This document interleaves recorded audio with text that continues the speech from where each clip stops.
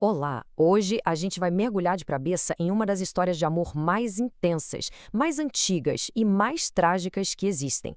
A lenda de Tristão e Isolda. Uma narrativa que, olha, atravessou séculos e ainda bate forte. E o que move essa história toda, sabe?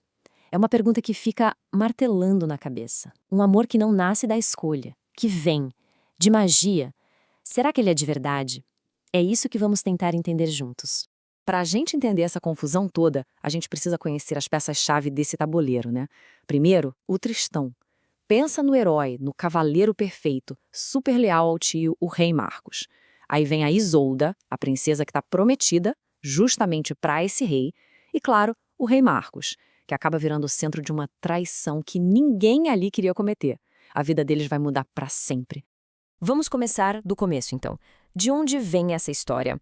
É importante saber que ela não apareceu do nada, não. Ela tem raízes bem antigas, faz parte de um universo de lendas medievais que é gigantesco. Olha só, a gente está falando de uma história lá do século XII. Ela faz parte daquele mesmo universo do Rei Arthur, dos Cavaleiros da Távola Redonda, sabe? E as adaptações de hoje em dia buscam exatamente isso. Pegar toda aquela atmosfera medieval, aquela coisa épica, e trazer pra gente de um jeito acessível, sem perder a força da história original. E essa tragédia toda, ela começa num único momento. Um erro. É ali, nesse ponto, que a escolha acaba e o destino, a fatalidade toma conta de tudo. A coisa toda acontece de um jeito que chega a ser simples e, por isso mesmo, doloroso. O Tristão tá lá, cumprindo o dever dele, levando a futura noiva do tio pelo mar. No navio tem uma poção do amor que era para ser do rei e da Isolda. Só que, por um engano terrível, uma serva acaba servindo essa bebida pro Tristão e pra Isolda. E essa poção, gente, não é só um detalhe mágico na trama, não, não. Ela é o coração da história. É um símbolo poderoso, sabe? Representa o amor como se fosse, sei lá, um furacão, uma força da natureza que não dá pra controlar. Um destino que simplesmente passa por cima da vontade, da razão. Depois daquele gole, acabou. Eles não têm mais escolha. Com o destino selado desse jeito, os dois são jogados de cabeça num conflito que marcou toda uma época na literatura, a do amor cortês.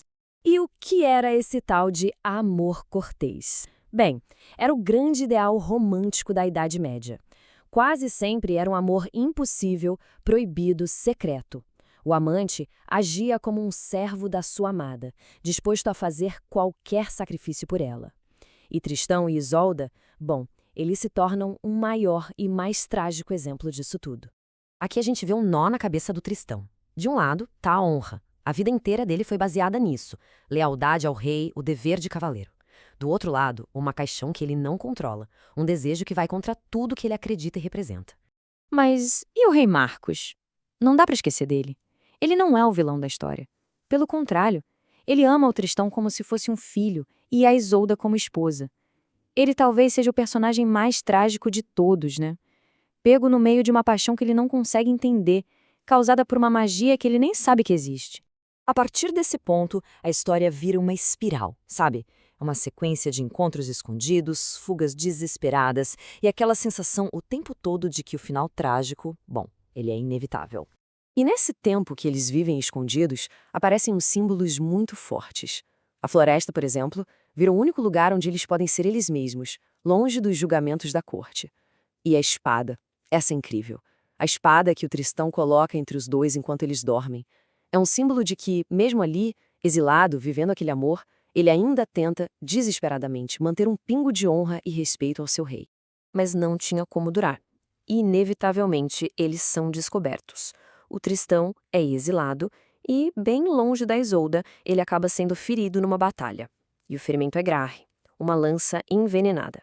E adivinha só quem é a única pessoa no mundo que sabe como curar esse veneno? Pois é, a Isolda. Já no leito de morte, ele manda o navio buscar por ela. E eles combinam um sinal. Se o navio voltasse com velas brancas, era porque Isolda estava a bordo vindo salvá-lo. Toda a esperança do mundo, resumida numa cor. Agora, se as velas fossem pretas, significava que ela não vinha. Seria o sinal do fim, o sinal do abandono e da morte. O navio volta, Isolda está nele. As velas são brancas. Mas uma outra mulher, tomada pelo ciúme, conta uma mentira que vai selar o destino de todo mundo. E aqui vem o golpe final. Quando ele ouve que as velas são pretas, o Tristão simplesmente desiste. Ele não morre do veneno, não. Ele morre de dor, de tristeza por achar que a Isolda o abandonou. Momentos depois, ela entra no quarto, encontra ele morto e, bom, com o coração partido, ela se deita ao lado dele e morre também. A história deles termina ali, mas o poder dela, esse não. E aí fica a pergunta, né? Por que uma história de mais de 800 anos ainda mexe tanto com a gente? A resposta, eu acho, é que Tristão e Isolda viraram o grande modelo, sabe? O arquétipo de todos os amores trágicos que vieram depois. De Romeu e Julieta a 1 milhão de outras obras, a influência deles está lá.